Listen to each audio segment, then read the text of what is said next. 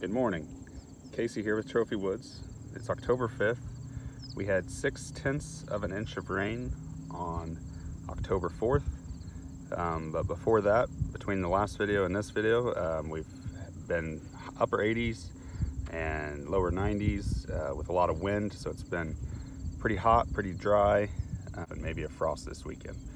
So this is Austrian winter peas, and they're kind of spotty. They look good right here, but if you look just a foot over, there's nothing but a few button weeds, maybe some volunteer corn. So these aren't real impressive as far as late planting goes. I would say if you're going to plant these, I would try to get them in early.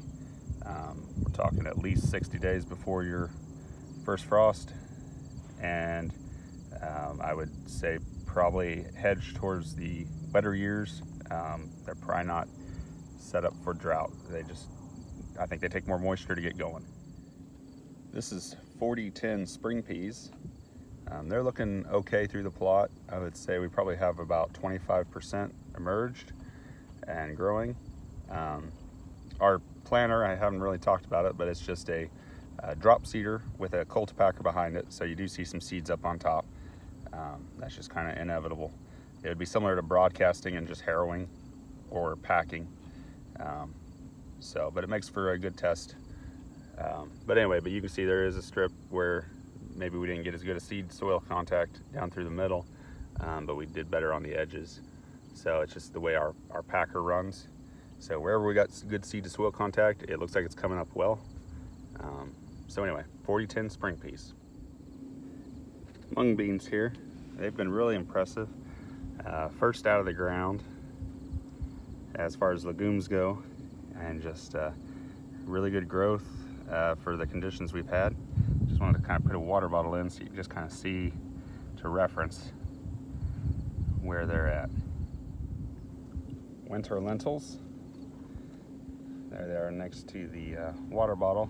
They are quite a bit shorter than the mung bean when you compare them side by side. They do have a smaller leaf, quite a bit smaller. They are a legume, but they're coming along nicely. I would say it looks like about 50% emerged, maybe not quite that much. We'll see if this rain we had yesterday gets any more going or not. This is Baldy safflower. Looks good. As far as emergence goes, I would say 50% would be my guess. There's some spots where we didn't have good ground contact with our packer, and so that's where you're going to see problems. A harrow might have been the better thing to come through here with, as far as the plot goes. So, but you see next to the water bottle, they're still pretty short. Maybe a little slower growing, but we do look forward to seeing how they grow on through this fall and into the winter. Daikon radish, and they are really planted thick. We didn't really adjust our planter as we went through. We were just looking to see more of the progress of the seed growth, not so much trying to hit the right pounds per acre.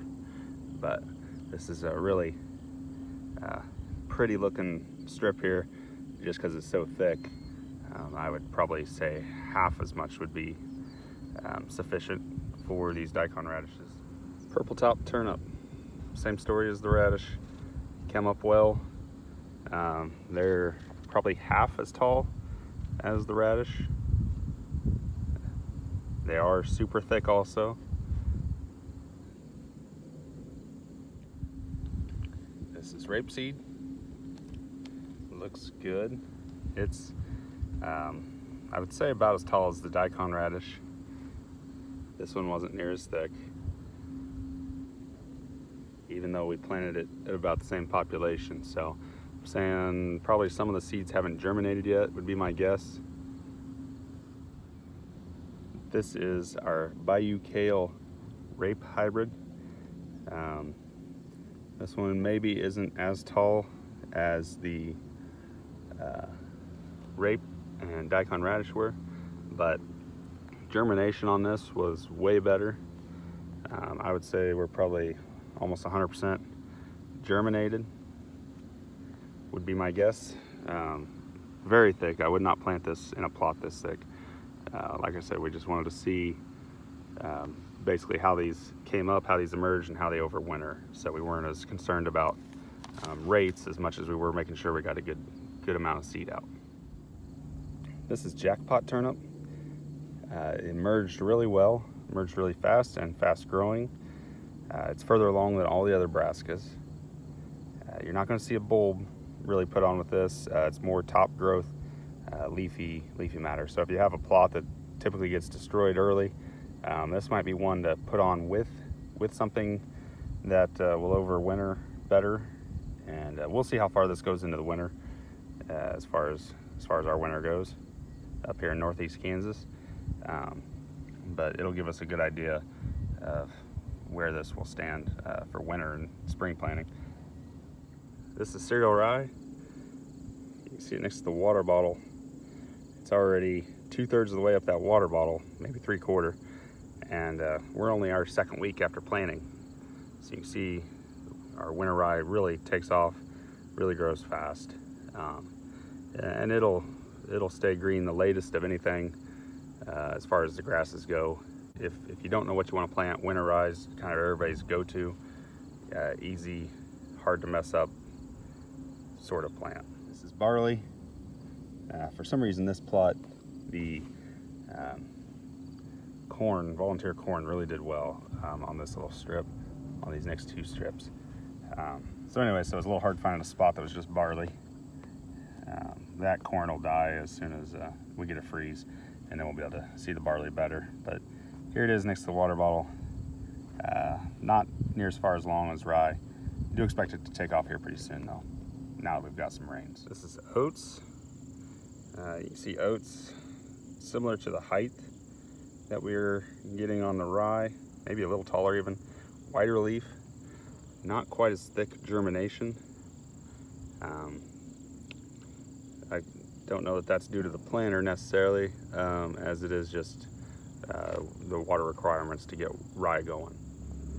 And lastly, we have winter wheat here. Winter wheat looks nice, thick, like rye. Not as tall as rye, about halfway up the bottle. Appreciate you watching all the way through, and check out our website, trophywoods.com. Thanks.